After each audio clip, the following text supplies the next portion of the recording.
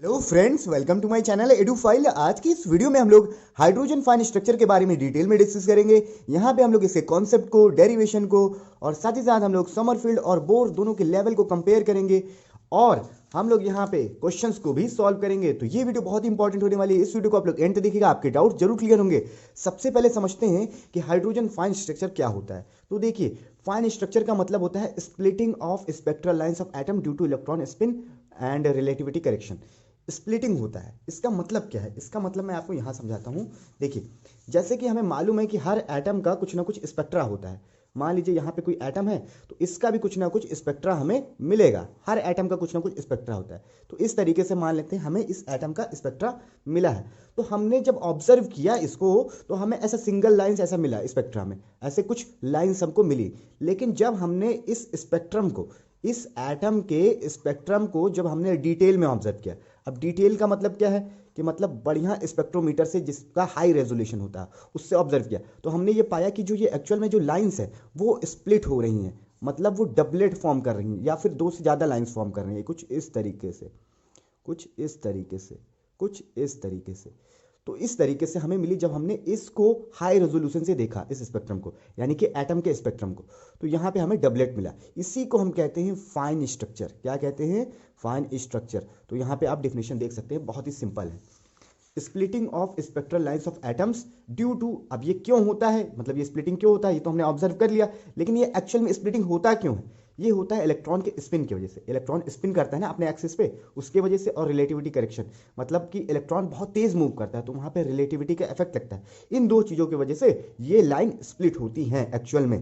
तो ये है हाइड्रोजन फाइन स्ट्रक्चर का कॉन्सेप्ट।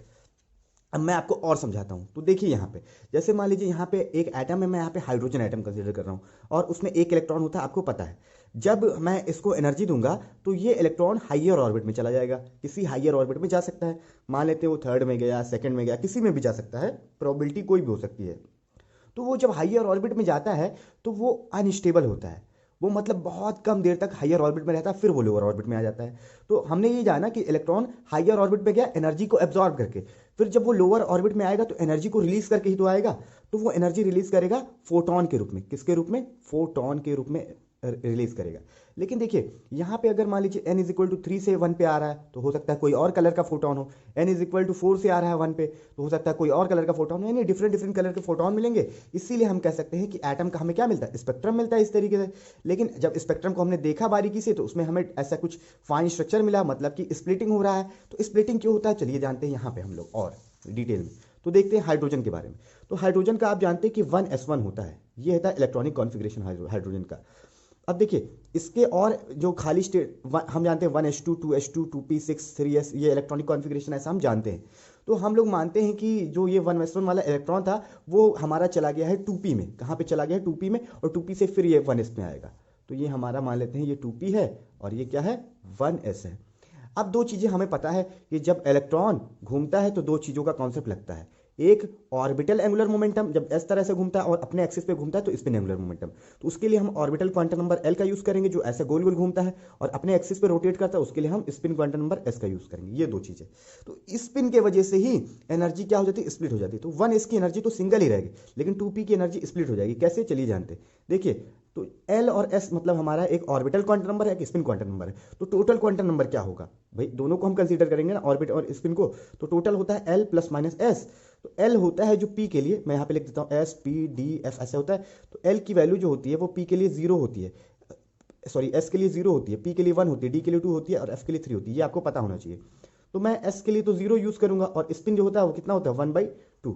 तो यहाँ पे प्लस माइनस 1/2, यहाँ पे हम प्लस ही लेते हैं ज़्यादातर, क्योंकि ये जो एंगुलर मोमेंटम होगा वो माइनस में नहीं हो सकता है, टोटल एंगुलर मोमेंटम। तो 1/2 इसका आ गया। लेकिन अगर आप इसकी बात करेंगे 2p वाले की, तो यहाँ पे दो वैल्यूज आएंगी। इसकी तो एंगुलर मोमेंटम की एक ही वैल्यू आएगी, लेकिन इसकी दो वैल्यूज आएंगी। कैसे आएंगी चलिए देखते हैं। यहाँ पे जे इज इक्वल टू होता है L plus minus S. L की वैल्यू पी के लिए कितनी होगी? 1 होगी। तो मैं 1 रखूंगा और प्लस माइनस 1/2। अगर प्लस लेंगे तो 1 प्लस 1/2 यानी कि हो जाएगा 3/2, और अगर माइनस लेंगे तो 1 माइनस 1/2 यानी हो जाएगा 1/2। तो यहाँ पे एनर्जी का स्प्लिट हो जाएगा दो लेवल में, एक 1/2 में, एक 3/2 में। तो यहाँ पे मैं लिखूंगा 2p 1/2 और 2p 3/2। इस तरीके से आप यहाँ पे देख सकते हैं। तो इसीलिए जब अगर हम ऑर्डिनरी केस लेते हैं तो क्या होता है कि P से S में आता है तो हमें सीधा एक स्पेक्ट्रल लाइन मिलती है, लेकिन एक्चुअल में क्या हो रहा है कि दो स्पेक्ट्रल लाइन मिल रही है, एक 2p 3/2 से आ रहा है, एक 2p 1/2 से आ रहा है। इसीलिए इसी को हम कहते हैं फाइन स्ट्रक्चर। आई होप अब आपको डिटेल में क्लियर होगा फाइन स्ट्रक्चर क्या होता है, क्योंकि इसको हम लोग ऑलरेडी काफी डिटेल में डिस्कस कर चुके हैं प्रीवियस वीडियोस में हाइड्रोजन फाइन स्ट्रक्चर को। यहाँ पे बल्कि हम लोग टोटल एनर्जी शिफ्ट को ड्राइव करने वाले हैं कि टोटल एनर्जी कितना होता है फाइन स्ट्रक्चर में। अब देखिए एनर्जी डिफरेंस होता है यहाँ पे, इन दोनों लाइंस के बीच में एनर्जी डिफरेंस होता है जिसको हम लोग डेल्टा ई कहते हैं, होता है 4.5 × 10⁻⁵ EV इलेक्ट्रॉन वोल्ट, इतना होता है। यहाँ पे अगर हम इलेक्ट्रॉन का स्पिन कंसीडर कर रहे हैं, मतलब स्पिन कंसीडर कर रहे हैं तभी तो दो हो रहा है, क्योंकि L+S तभी तो दो चीजें हुई।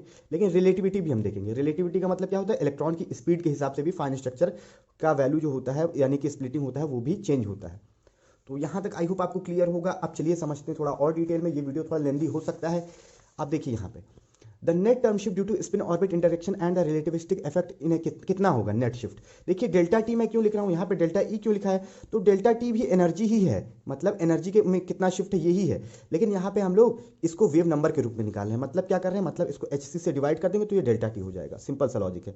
तो टोटल शिफ्ट कितना हो जाएगा, स्पिन और ऑर्बिट की वजह से डेल्टा TLS और रिलेटिविटी की वजह से डेल्टा TR, क्योंकि दो चीजों की वजह से हमारा फाइन स्ट्रक्चर में होता है, तो ये हम जान गए। अब देखिए इसको और इसको हम लोग प्रीवियस वीडियोस में ऑलरेडी डिस्कस कर चुके हैं।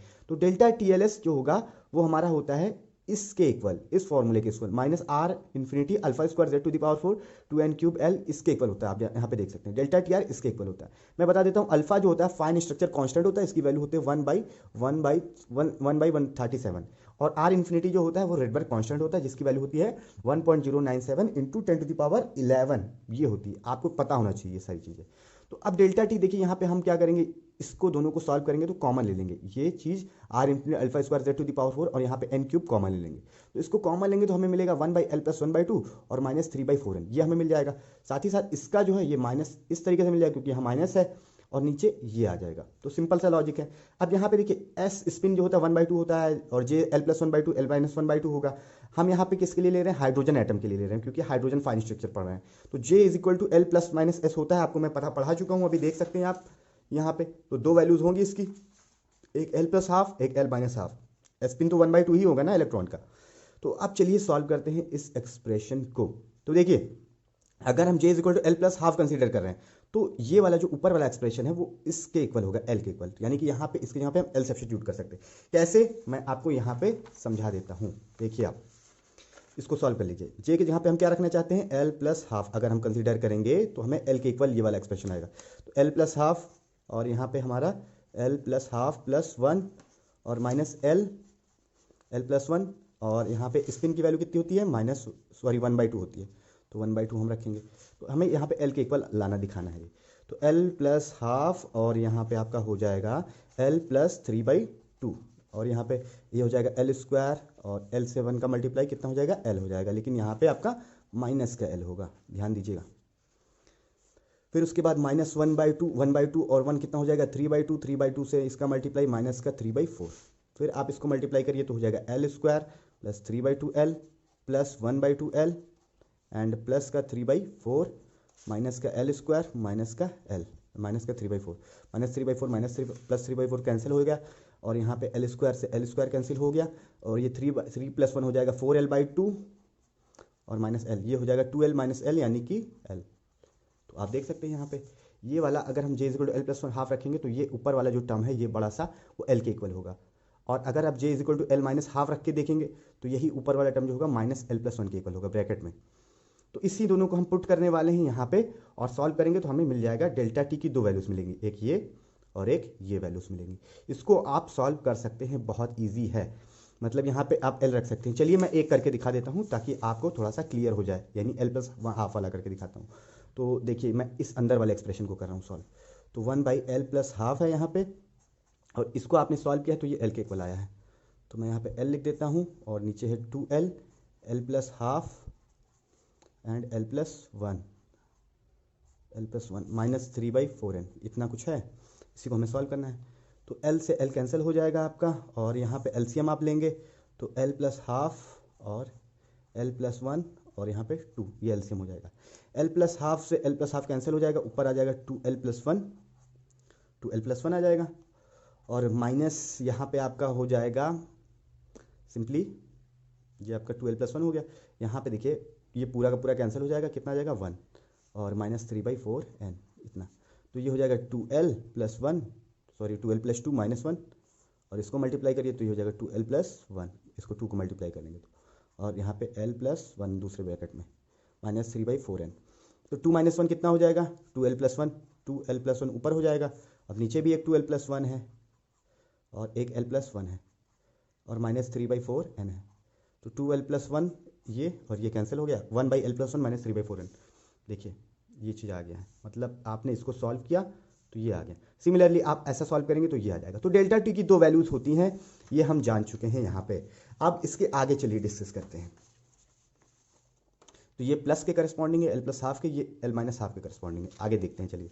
Since j is equal to l+½ l-½ the last two equation can be replace by a single equation. इन दोनों लास्ट एक्सप्रेशन को हम एक सिंगल इक्वेशन से रिप्रेजेंट कर सकते हैं अगर हम j+½ रख दें तो, क्योंकि j is equal to l+½ होता है, l-½ होता है। तो यहाँ पे अगर l+½ रखेंगे आप तो ये मिलेगा और l-½ रखेंगे तो ये मिलेगा। रख के आप चेक कर सकते हैं। देखिए j की वैल्यू आप अगर l+½ रखेंगे तो क्या मिलेगा, l+½ रखेंगे +1/2 तो ये हो जाएगा l+1, यानी यही चीज़ मिल जाएगा। देखिए, और अगर l-½ रखेंगे तो क्या मिल जाएगा, l मिल जाएगा, क्योंकि हाफ से हाफ कैंसिल तो l। तो इन दोनों इक्वेशन को हम सिंगल इक्वेशन से रिप्रेजेंट कर सकते हैं। दिस इक्वेशन, तो ये है आपका टोटल एनर्जी शिफ्ट, मतलब कि जब फाइन स्ट्रक्चर बनता है तो दो लाइंस के बीच में कितना एनर्जी शिफ्ट होता है। तो इस तरीके से आप देखिए, ये तो हमने, ये हमारे डिरैक ने, एक साइंटिस्ट से डिरैक, पॉल डिरैक, उन्होंने ड्राइव किया था। इससे पहले समरफील्ड ने भी ड्राइव किया था, समरफील्ड एटॉमिक मॉडल में उन्होंने भी ड्राइव किया था इसके बारे में। तो उन्होंने भी हाइड्रोजन फाइन स्ट्रक्चर के बारे में डिफाइन किया था।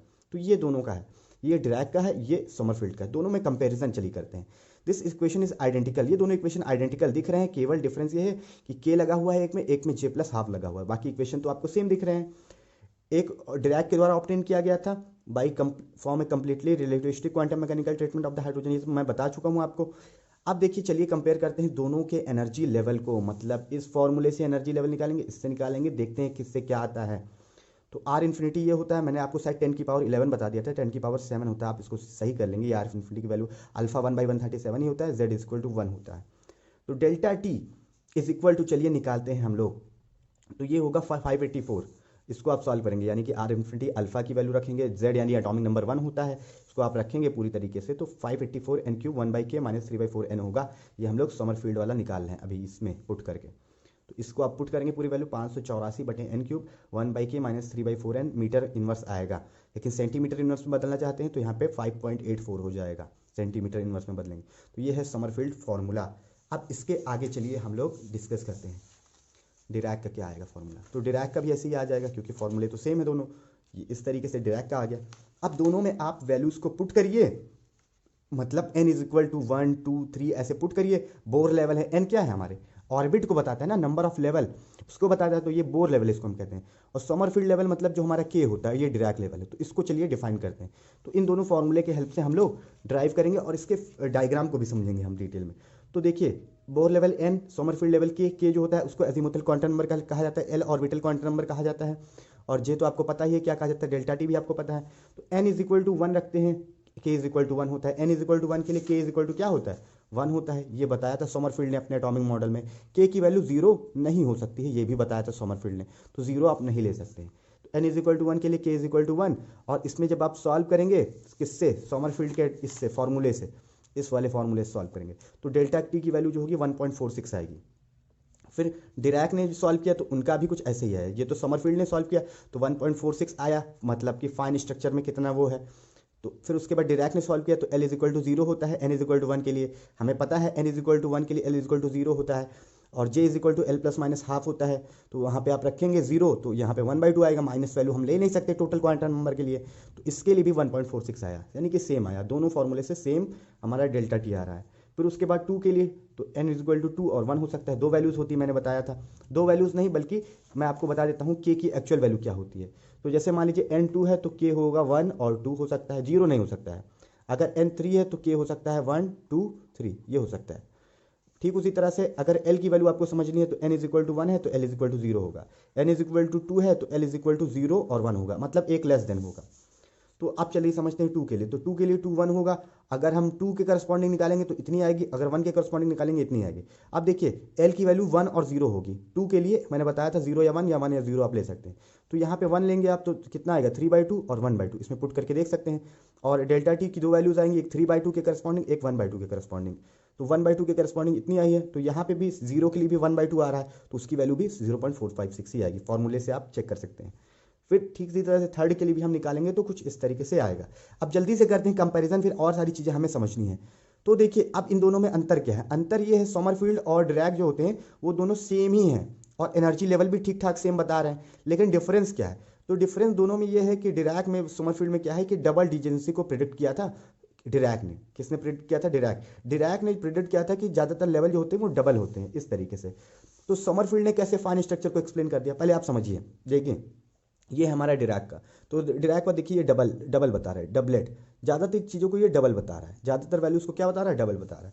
तो यही डिफरेंस है कि डिरैक वाला जो था फाइन स्ट्रक्चर को एक्सप्लेन कर रहा था। तो समरफील्ड ने कैसे एक्सप्लेन किया था फाइन स्ट्रक्चर को? इन्होंने क्या किया था? रिलेटिविटी का कॉन्सेप्ट लगाया था, रिलेटिविटी का कॉन्सेप्ट लगाया था, इसलिए इन्होंने एक्सप्लेन किया था। और डिरैक ने क्या किया? स्पिन ऑर्बिट का कॉन्सेप्ट लगाया plus relativity, quantum mechanical relativity, दो कॉन्सेप्ट लगाया था। तो इसीलिए इनका जो था वो डबलेट फॉर्म हो रहा था। ये आप देख सकते हैं। अब मैं आपको इसका दिखा देता हूँ फिगर, ताकि आपको अच्छे समझ में आ जाए, फिर आगे हम डिस्कस करेंगे। तो ये देखिए बोर लेवल, n = 1 के लिए k = 1 ही पॉसिबल है, l = 0, j = 1/2। अगर हम डिरैक लेवल देखते हैं तो k = 1 के लिए कितनी एनर्जी होती है? 1.46, आप देख सकते हैं ये होती है, मैं निकाल चुका हूँ। फिर यहाँ पे डेल्टा टी इसके लिए भी 1.46 होगा, l = 0, j = 1/2, l = 1/2, इसका भी होगा 1 और 2 s 1/2, क्योंकि s के लिए तो 1/2, क्योंकि 1/2 हम क्या लिखते हैं? j की वैल्यू 1/2 हम नीचे लिखते हैं, इसको लिखते हैं हम लोग सबस्क्रिप्ट में। तो ये डिरैक का है। तो n = 1 के लिए तो दोनों सेम ही आ रहे हैं, ज़्यादा फर्क नहीं है। n = 2 के लिए भी सेम आ रहे हैं, लेकिन फ़र्क यही है कि ये डबल लेवल को, दो लेवल को एक्सप्लेन करता है ज़्यादातर, यही फ़र्क है। बाकी सब सेम है, बाकी सब सिमिलर है। तो यही फ़र्क है सबसे बड़ा समरफील्ड और डिरैक में। बहुत ही सिंपल है फ्रेंड्स, बहुत इजी है। अब चलिए हम लोग आगे की चीज़ों को डिस्कस करते हैं।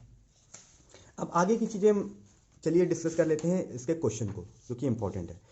तो doublet shifting of the first excited state 2p3 2p1/2 of hydrogen atom is 0.365 centimetre inverse. Calculate the corresponding separation for Li++।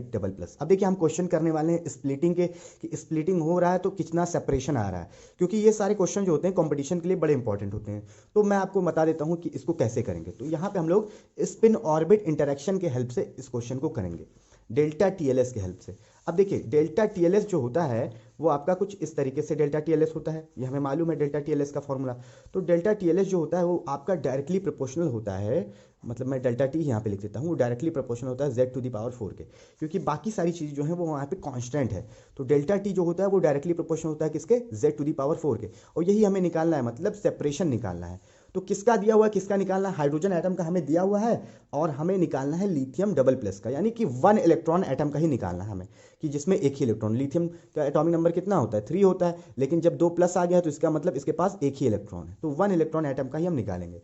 तो delta T is directly proportional to Z⁴ हमें पता है। तो हम क्या करेंगे? दोनों का रेशियो ले लेंगे।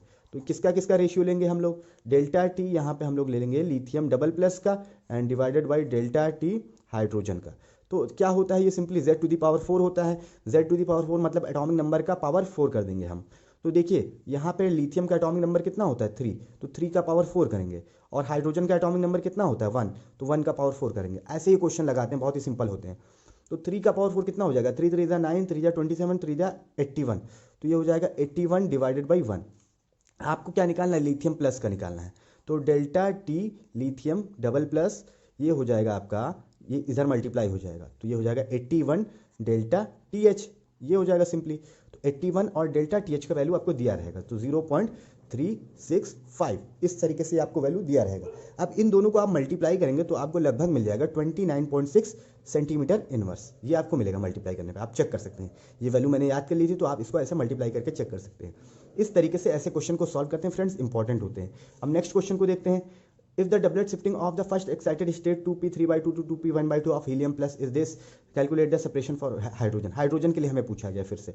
तो हमें मालूम है रेशियो दोनों का क्या होता है। डेल्टा T हमारा क्या है? पहला हीलियम+, तो मैं हीलियम+ लिख देता हूँ, और डेल्टा T ऑफ हाइड्रोजन, तो ये क्या होगा, एटॉमिक नंबर कितना होता है हीलियम प्लस का है, हीलियम का एटॉमिक नंबर कितना होता है 2 होता है, तो 2 का पावर 4 मैं लिखूंगा, और यहाँ पे नीचे हाइड्रोजन का 1 का पावर 4, एटॉमिक नंबर आपको याद होना चाहिए। 2 का पावर 4 कितना होता है 16 और बाई 1, तो डेल्टा टी हीलियम प्लस, और इसको आप इधर मल्टीप्लाई कर देंगे तो ये आपका 16 डेल्टा टी एच हो जाएगा, सिंपल।